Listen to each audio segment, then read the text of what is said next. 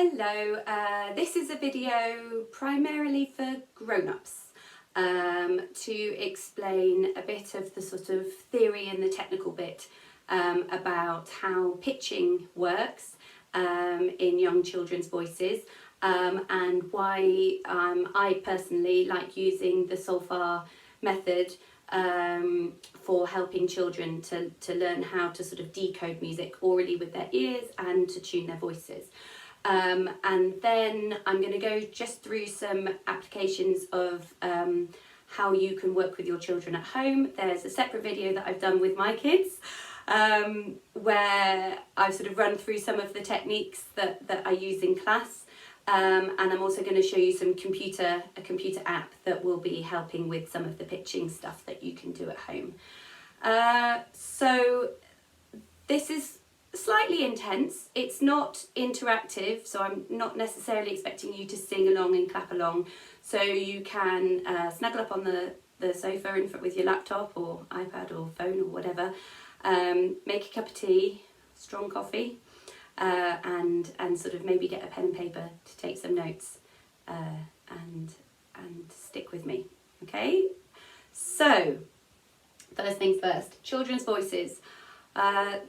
Their vocal cords are shorter than ours, and just by that nature they tend to be higher than we do, and a lot of grown-ups, especially if we're not warmed up, we will tend to sing in our chest voices, which are quite in, and then it's too low for children to be able to pitch down there, and then if they try and pitch match to us, they will end up sort of growling and ending up sort of in their chest voices and not being able to sort of understand how to get it up. So first things first, we need to learn how to bring our voices up a bit to their level when we're modelling and singing with them. And two, we need to let them explore the whole range of their vocal cords by doing lots of sort of silly noises and things, just so that they can experiment with actually their full range. And once they start to understand sort of subconsciously what those muscles do and how to slide between them, then we can bring that in and get things a little bit more fixed. So for grown-ups and children, it's really important for us all to warm up our voice. So if we start with a really gentle hum, you can imagine that you've put a sweet into your mouth, and we just do really gentle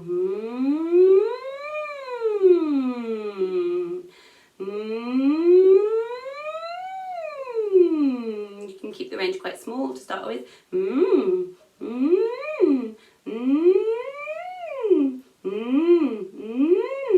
Now, on the choir series that Gareth Malone's been doing online at the moment, it's wonderful. He talks about, so this technique is called sirening, and he does it this way,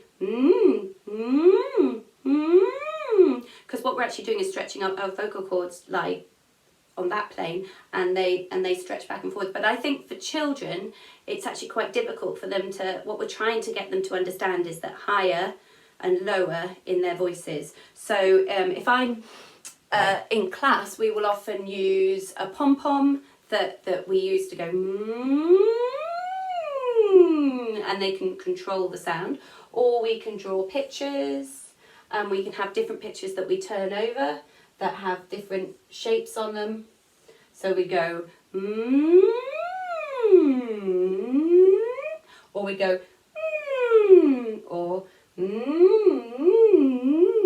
okay, so we're just copying the shapes that we're seeing, and actually that's the first step to decoding notation, really, if we're following up and down patterns with it and understanding how that can be manipulated with our voice.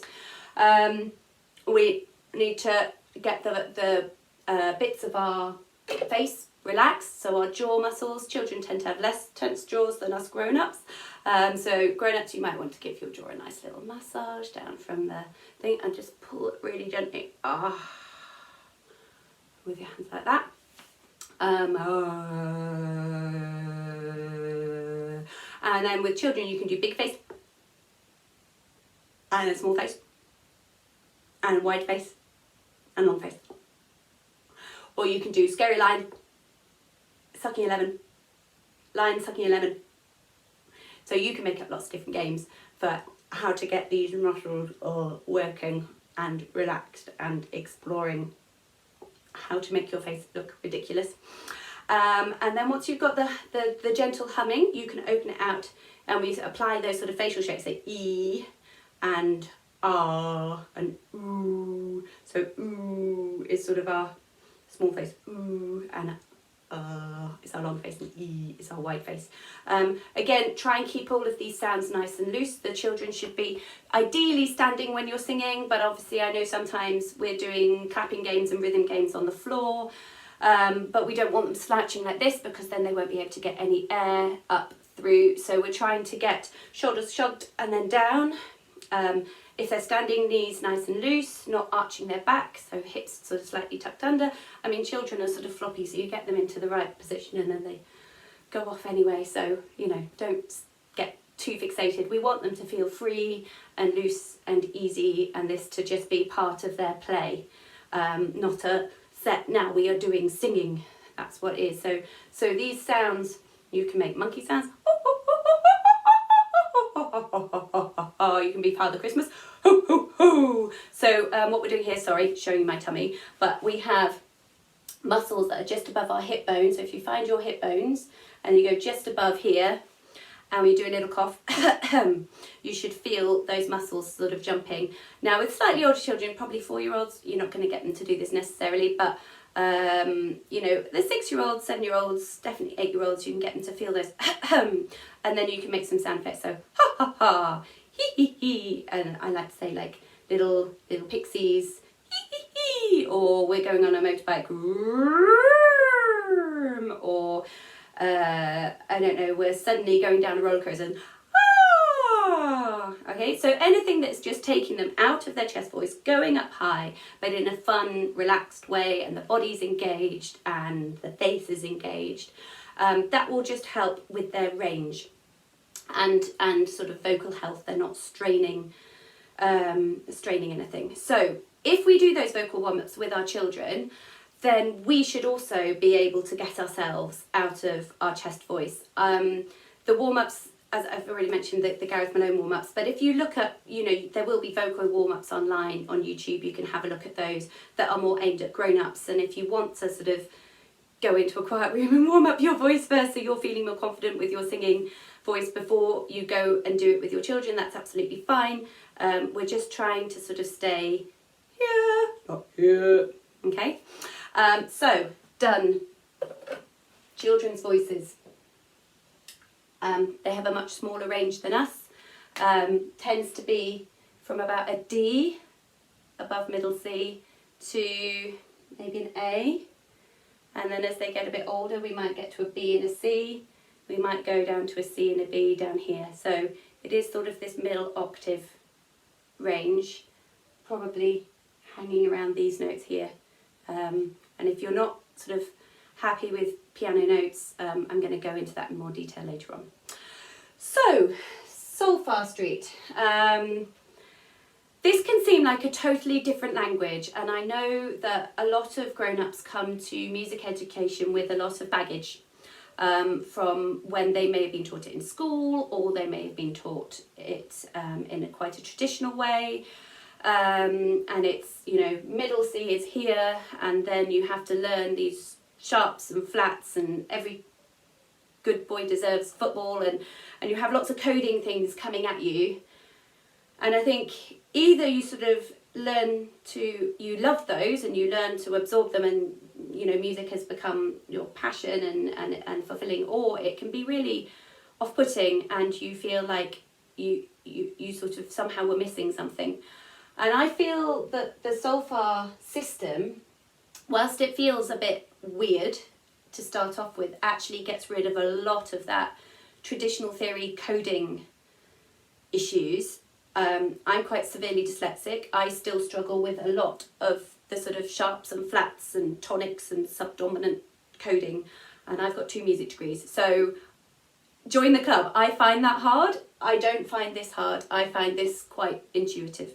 So, and I find that a lot of children do as well. So hopefully this method, if you stick with it, will sort of get rid of all those baggage that you may be carrying with you. And if you don't have any baggage, it's just a new way of looking at things, and hopefully gives you another perspective on things.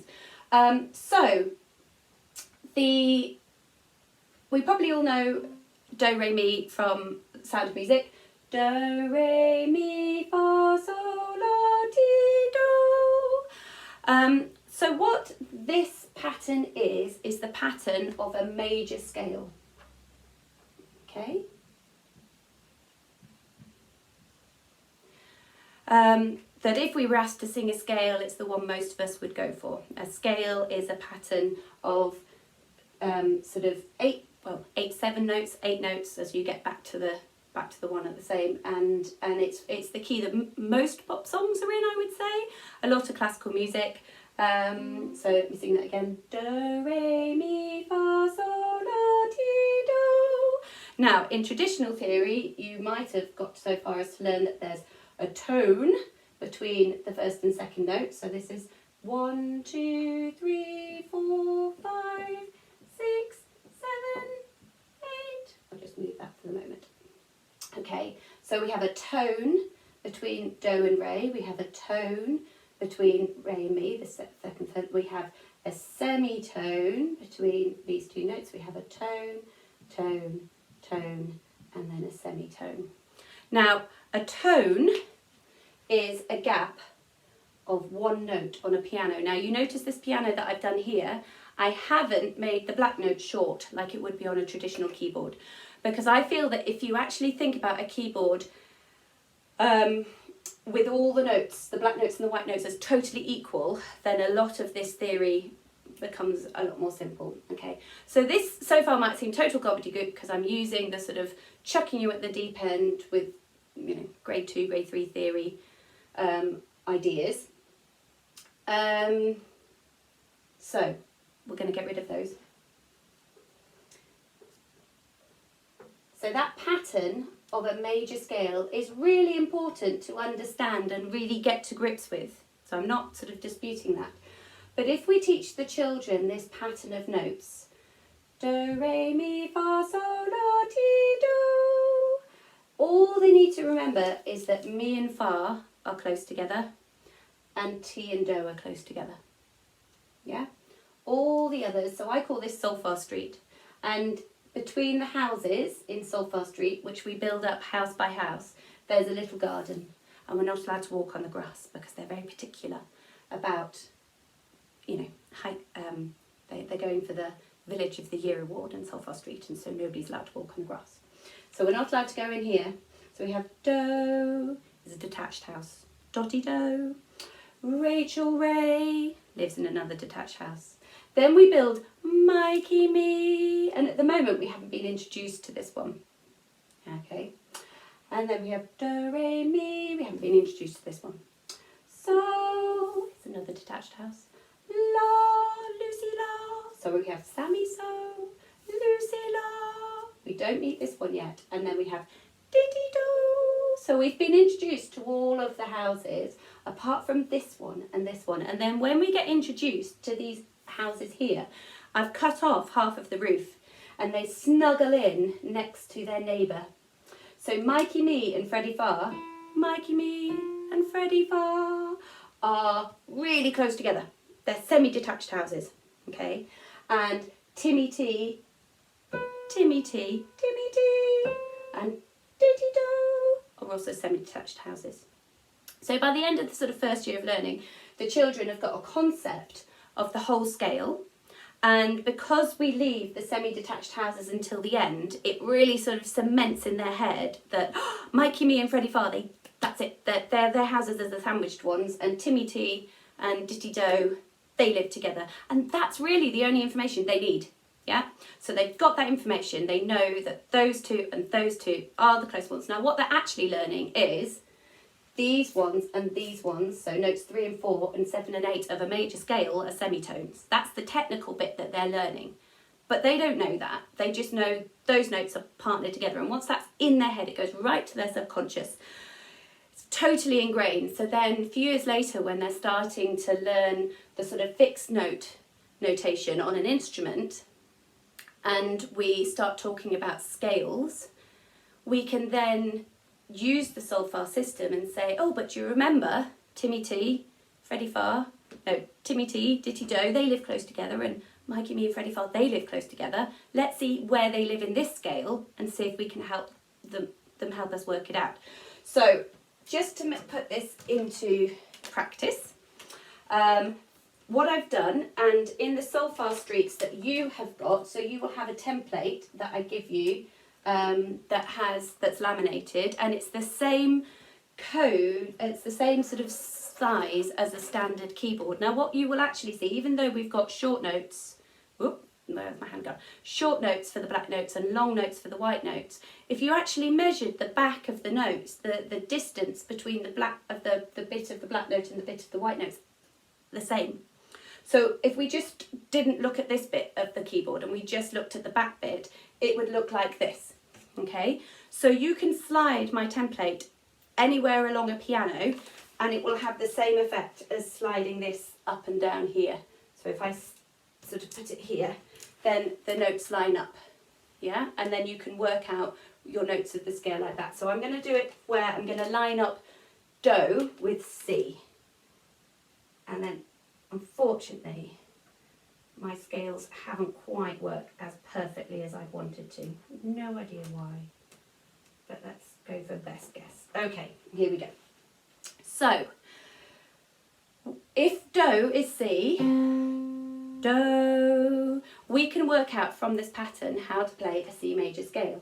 So Do is C, next note Re is D, next note Mi is E, next note Fa is F, next note G is So, La is A, T is B, and then snuggled in next to it, C, okay?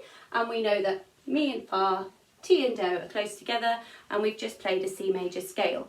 Now, the nice thing is that the pattern of Solfa Street and the pattern of the white notes on a piano exactly match each other. That's why C major is the easiest scale for people learning on a piano, and the children don't have to be able to play a keyboard, but they can just pick out all the white notes on a piano starting at C.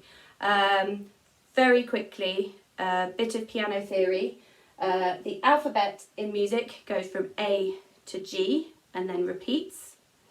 And the way to find C on a piano is that we have groups of 3 black notes and 2 black notes.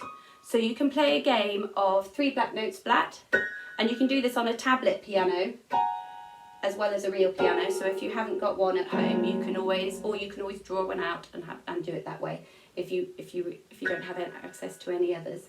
Okay, so 2 notes, 3 black notes, 3 black notes, 2 black notes, okay?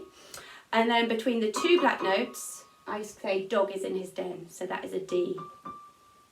So between the 2 black notes, if we look here, there's the 2 black notes, D lives in between them. I'd say that's the dog in his den. And when they're getting a bit more fluent with their alphabet, going backwards and forwards, it's worth practicing going C, D, E, F, G, G, F, E, D, C, practicing going forwards and backwards. Then they can label the rest of the piano once you've found D. So that's how I orientate myself on the piano. Your child might be at the very beginning of this journey and not need to know any of that yet, but I'm just sort of putting it here for reference, and you can come back to it if you need it. So C major, if we've done music before, we're probably okay with that bit so far. And then the sharps started piling up, and you change keys, and you have to remember that G major has 1 sharp, D major has 2 sharps, A major has 3 sharps, and there's different rhymes and methods for being able to work that one out. However, if you then move your Solfa Street, any child really that has this sort of template that they can put onto their piano can line it up with any note and then just pick out where the houses are and be able to play F sharp major. They don't know it's F sharp major, they still know it as Do, Re, Mi, Fa, Sol, La, Ti, Do, and they just know that Mi and Fa and Ti and Do are close together. That's all they need to know. So let's say we want E as Do, and we line it up So let's pick out the notes. E. Next one, we miss one, so the next one's going to be F sharp, is Ray. And we miss one, so the next one, me, is going to be G sharp. G sharp is me, so we've got do, re, mi. And now we know that mi and fa are close together, so the next note must be A. And I'm putting this little hat on, which is the sign for a semitone. So do, re, mi, fa. So we've got the A as our fa. Miss one, the so is B. Miss one, la, it's going to have to be C sharp. Miss one, T is going to have to be D sharp. And then right at the top, T and do are close together, so we're going to have an E. So just by following this pattern, we've played a scale of E major, and then if we sort of went back and had a look at it, we'd realise that we've got 1, 2, 3, 4 sharps. So E major has got 4 sharps. That's something that you'd learn much later on in your musical journey. But if in your subconscious tucked away, you have this pattern that you've been learning since you were 4, that is totally alive in your head, that Mikey, me and Freddie Farr are best mates and they've got semi-detached houses, and Timmy T and Ditty Do have got semi-detached houses. That sort of pattern of the tone, semitone, tone, semitone, it's just doesn't have to be conscious at all. It's just there. It's a totally established piece of knowledge. Then so much of the music theory that you will learn later in a more conscious way will just make sense, and you'll be able to apply it, and it will become instinctive, and you're not going to have to learn sort of how many sharps, how many flats. You can work it out from first principles, and I feel that actually gives a lot of ownership to children to really play with musical theory and understand how it works. So there we go, lecture over. It's how Solfa helps theory. Okay, so we're going to now, let me just clean up my board a little bit. Talk about how at this age, Solfa, I think, really helps children be able to sort of consciously anchor their pitching. So we sort of, when we're using this approach, we sort of go for a 3-level learning journey. So maybe when we're 2 or 3 or 4, we learn a song. Yeah, it might be something so simple like seesaw up and down in the air and on the ground. And I've seen, little 18-month-olds going seesaw up and down. Actually, it would go this way because I'm mirroring and I want my higher notes this way to go with my piano. So subconsciously, I might be encouraging an 18-month or 2-year-old to be going this way, the way that would naturally be higher on the piano for them. Seesaw up and down in the air and on the ground. And they may be vocalising some of those higher and lower pitches, and it might be pretty accurate, it might be all over the place, but it still might be higher and lower. And it's totally subconscious, and it's just something that we do for fun and bonding and totally enjoyable. When they're a little bit older, maybe we're getting to 3 and 4, maybe 5, we could bring it, so this is totally subconscious. Not spelled right, but you get the idea. Okay, so the next one is where we would maybe sort of make sort of semi-conscious the ideas of the highs and the lows. So we call this semi-conscious. Okay, so highs and lows. So if I was going to do that with, it may be in like, well, it's my Dotty Rockers group, but my preschoolers group, we might go seesaw up and down in the air and on the ground. Or we might put out dots on the floor, which you'll see in the video. So we're jumping, the high note will be on this side. Seesaw up and down in the air and on the ground. So we're semi-consciously matching the movement of our body in a vertical plane, which is easier for them to understand because it's high and low. Harder for them to understand is high and low, side to side, which is actually something that we do need to be able to start understanding when we're using a musical instrument. And also, let's say on a violin, your high is up here and your low is down there. It's not high and low, it's high and low. So being able to change our understanding of high and low into different planes is really important, and it's a big developmental leap for the children. So we turn it into games, and we jump around and we make movements and we have actions that fit the pitches of the songs. So that's the semi-conscious bit, you know. And if they're sort of developing this in a sort of linear way from very early on, you do this in the toddler years, this is sort of preschooler years, and then by the time we're sort of 4, maybe 5, we can start bringing some of this stuff into the conscious level. So this is where I'd maybe bring into the Solfa. Conscious. Yeah, that's sort of that, right?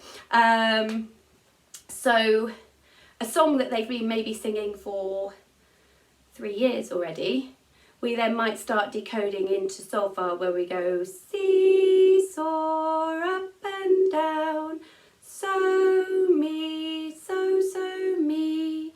And if they start this journey all in one go at the age of 6, that's also fine, and we go through exactly the same steps, but they may do it much quicker. They might learn a song 1 week, engage with it perfectly fine, pick it up really quickly, put it on their body all in one lesson, practice it for a week, sing it at home, and then the next lesson that we can start putting it into the Solfa consciousness. If they're learning this at maybe age 8, they might do all 3 steps in one go, and it might need to be revisited.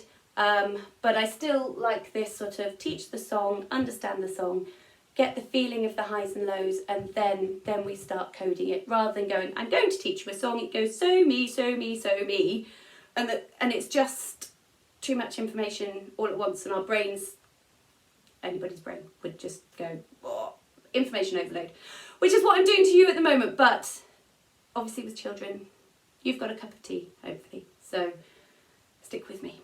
Right, so that's the process. Why so me? You'd think if we're starting on a major scale, we'd start with Do, and actually for the logic of the scale, sometimes I do start with Do. If I'm teaching older children, I might start with Do, but with younger children, especially if we're starting at this sort of subconscious level, so me is quite an easy, relaxed pitch, 2 pitches to use, and you find that a lot of the nursery rhymes will include these, like na na na na na, mommy mommy, nee na nee na. It's a sound that is very instinctive for young children to make.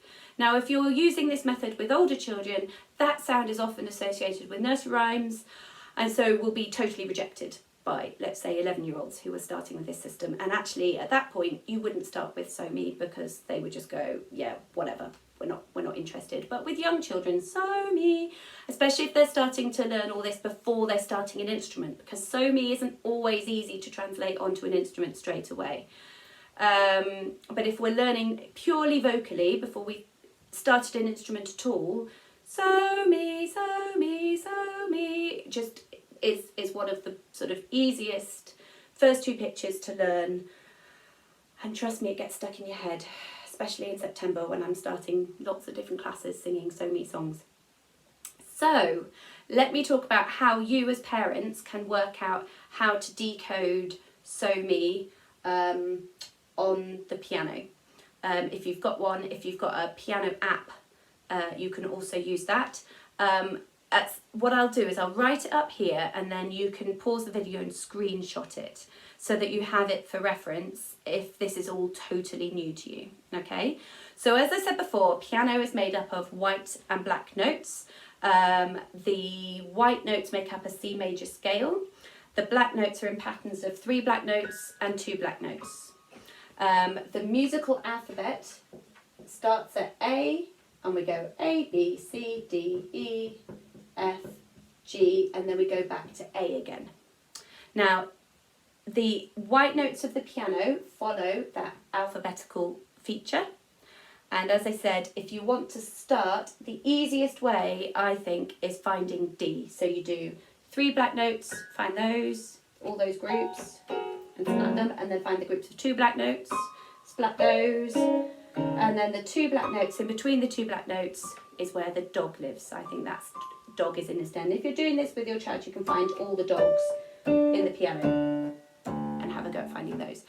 So then, for your reference, I don't like putting labels necessarily on instruments because I think children do develop their understanding. But if you, as a grown-up, feel that you want them or need them, absolutely fine. I put them on with blue tack so that you know what you're doing, and then they can be taken off easily without all sorts of stickiness on the piano. So we put a D here, and then we go backwards, C, and then backwards 1 white note, B, backwards 1 white note, A, and then, or you can build up from the D, E, F, G, A, B, C, D, E, F, G. Okay, so you get the idea. That's how you label a keyboard. And if you want to take it, as I'm saying, I'm going to stand back and you can take a screenshot. Now what you'll notice here is all the black notes are either a sharp or a flat. Now every black note has got 2 names. This could be C sharp or it could be D flat. So it's a note above C, it's a C sharp. If it's a note below D, it's a D flat. Now, I'm not going to go into all the details of which one you use, when and why, but just think of it like, in some contexts, when I'm at home, I'm called Mummy. When I'm at school, I'm called, when I'm at academy, I'm called Becca. If I'm working in a school, I might be called Mrs. Francis. So that depends on how it's used in the music as to what label we give it. These white notes do occasionally change their labels as well, but that's getting far too complicated. For the moment, what I'm going to do is just to help you, because this is purely just so that you can pick out notes on the piano to help your children pitch at different levels. We're going to move the so around and we're going to sort of have it in lots of different keys. So this is just purely so that you know which notes to press when you're trying to help them pitch at different levels if you're not feeling totally confident with using your voice. So all the black notes, for me, I've just turned them into sharps. We're not going to worry about flats for today. That's how I'm going to label them. So we've got C sharp, D sharp, F sharp, G sharp, A sharp, C sharp, D sharp. See, the pattern repeats. Okay.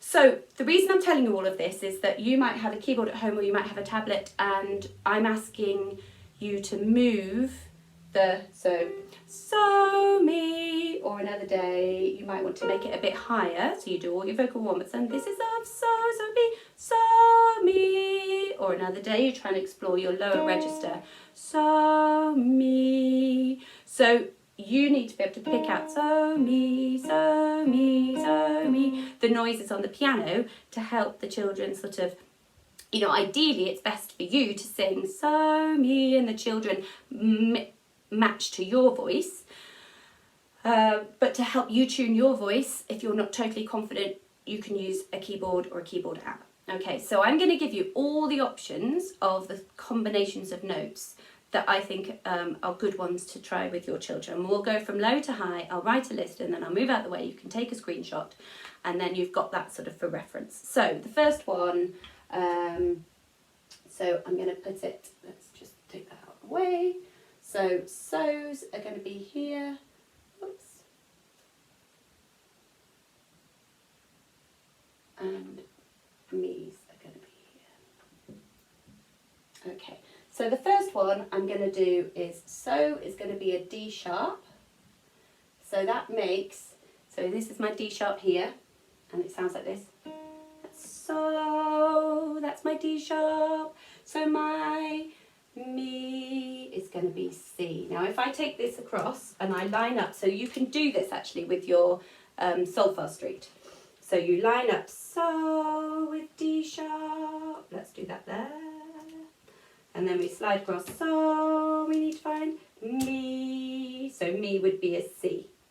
So me. An easier way of doing it is saying that it's actually called a minor third. If we're getting into our technical speak, but you don't need to know that at the moment. But what you can do is you can press a key and then make sure you're including the black notes. You count 2 notes down, 1, 2, and then it's the 3rd note. So play your note, count down 2, including the black notes, 1, 2, and then it's the 3rd note down. Me. Okay, so moving up 1, we're going to do E. Let's line it up. So if so is E, then our, if so is E, then our Mi is going to be C sharp.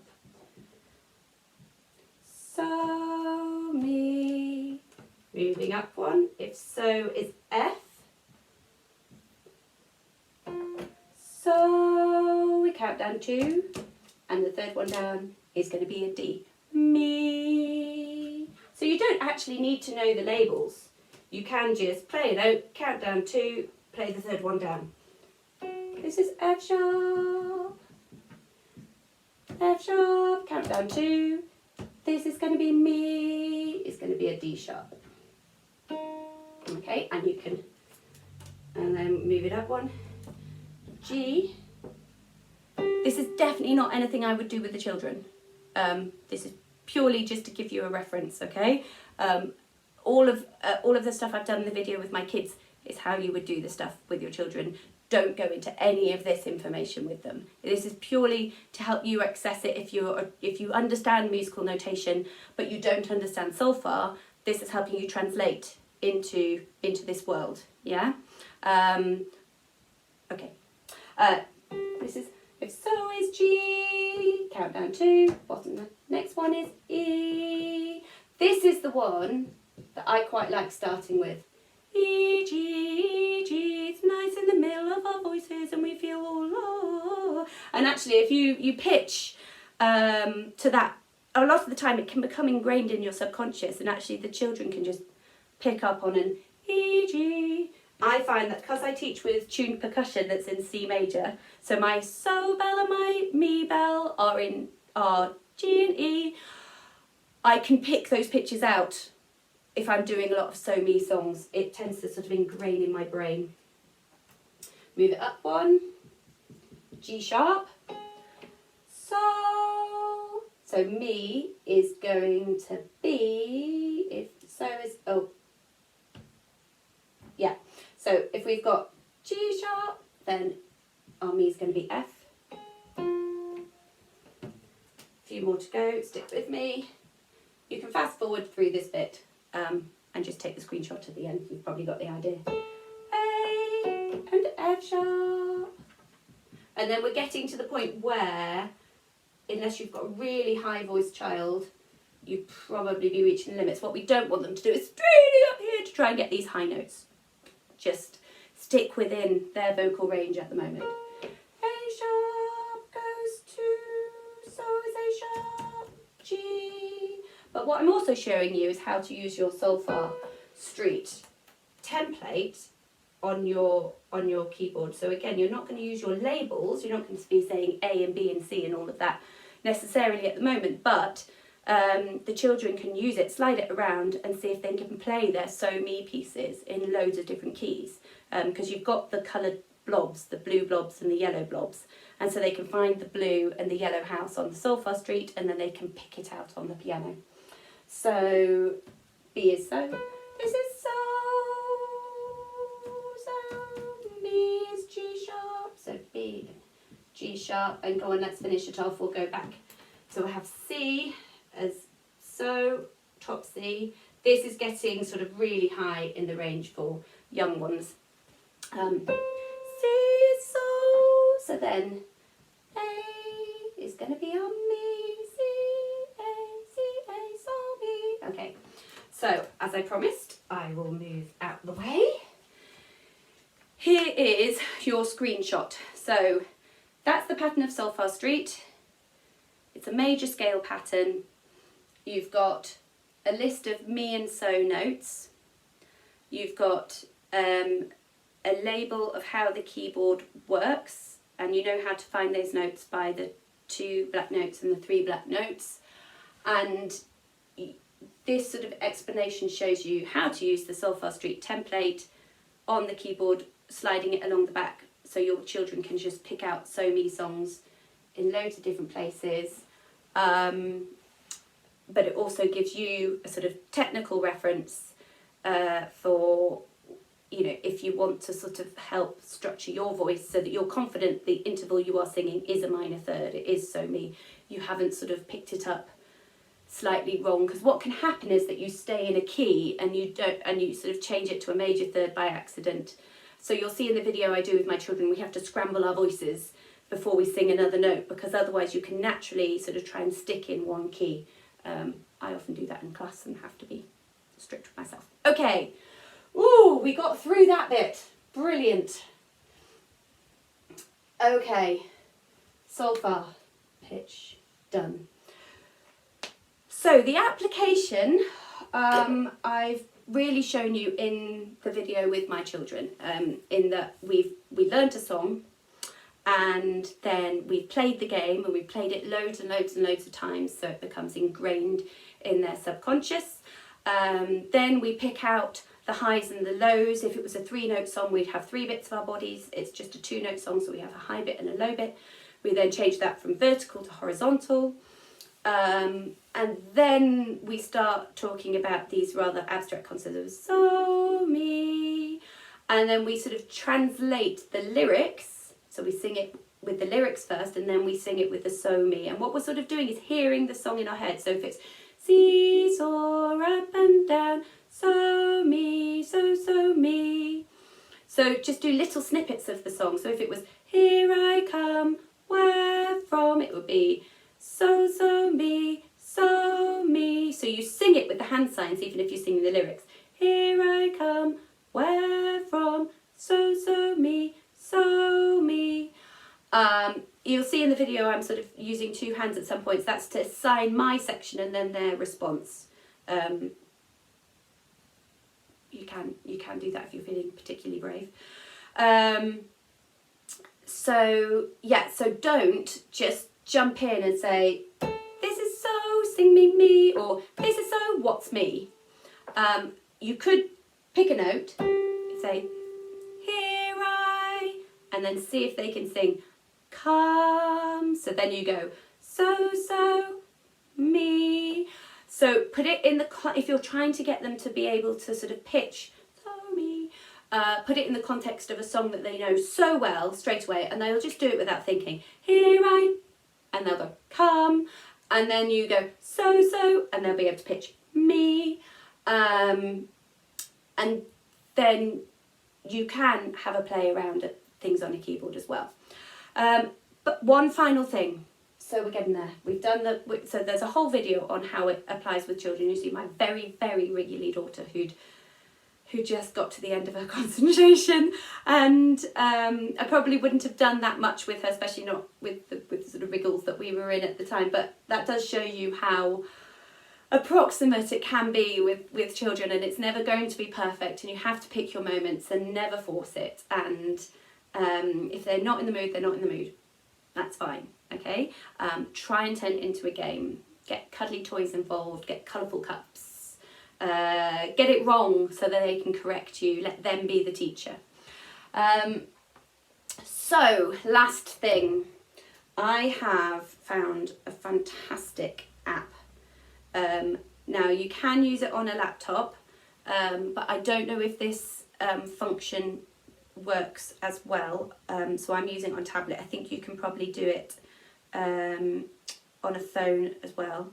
So it's called Chrome Music Lab, and so you just put in Chrome Music Lab. I've sent through the link before, so you should all have it. It looks like that when it comes up. Now the one that I'm interested, I mean all of them are absolutely fantastic, but the one that I'm interested in at the moment is this one, which is the Song Lab. Okay, now unfortunately the colour coding that they've done isn't identical to what I use. So I use light blue and yellow for my So Me, and they use a sort of teal and yellow, but it's good enough. When you first open it, it starts in C major. Now the C major colour coding for all the notes is almost identical to mine, so stick with C major at the start. So that means that So Me, the 5th note and the 3rd note, So Me, 1, 2, 3, 4, 5. fifth note and the third note are going to be technically G and E. Now what you can do is you can click this bit and it says, I'm going to allow the microphone, and then this comes up. And then if I sing so, mi, so, mi, so, mi. Now if I put my voice a little bit too low, mi, it's the wrong colour. So I can see that I've gone too low. So if it was a child singing in, then they think, oh, that's me. They could bring it up a bit. Me. And it will go yellow again. Me. So. Oh no. Bring it low again.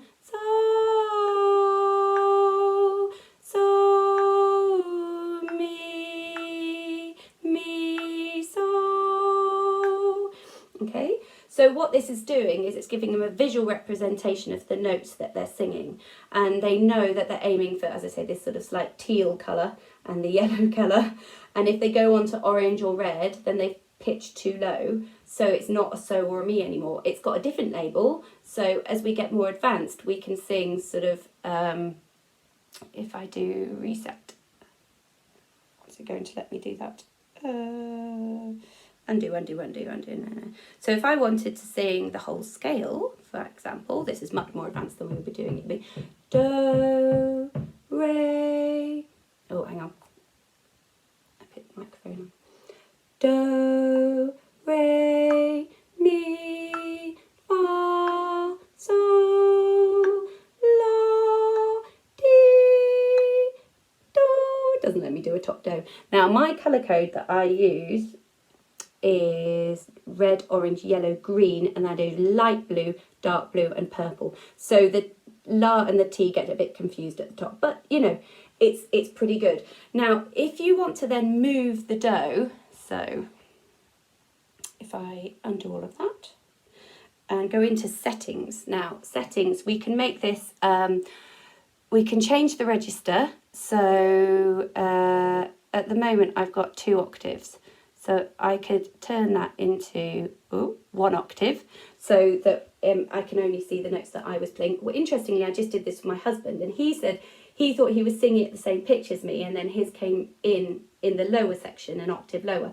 And actually, if you're a dad and you don't want to sing up falsetto and you're trying to pitch with your kids, or you know, any blokes, just it means that your pitching can be translated into their pitching as well, so you can sing along at the same time. We've got a major scale, so we're not going to be doing any minors at the moment. And then if I press here, I can move it up a bit so that we go to D. Now, what would be amazing would be if the colour code then translated and do was still red, re was still orange, and I would just go, oh, this is such an amazing resource. It's still an amazing resource, and then I suddenly realised they keep the colours the same as the labelled notes here.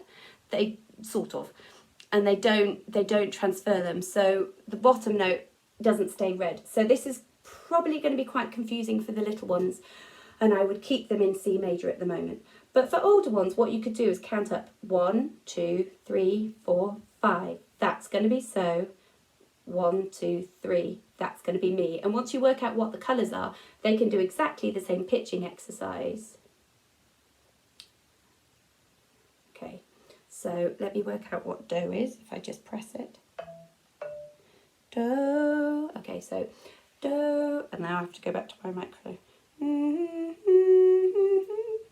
Okay, so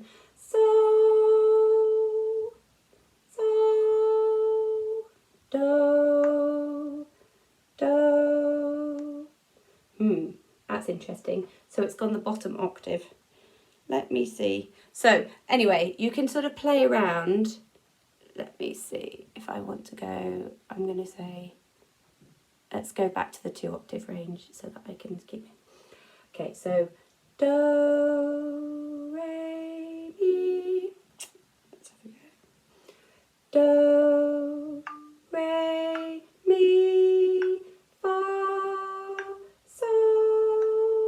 Okay, so at the moment so is that sort of purpley colour.